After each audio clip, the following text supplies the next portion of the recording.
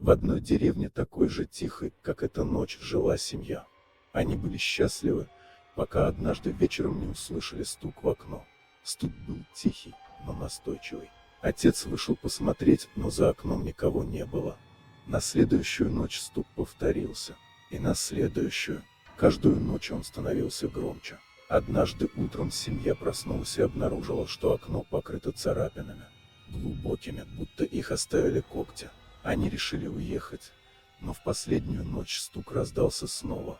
На этот раз он шел изнутри дома, из-за двери в подвал. Когда полиция приехала на следующее утро, дом был пуст.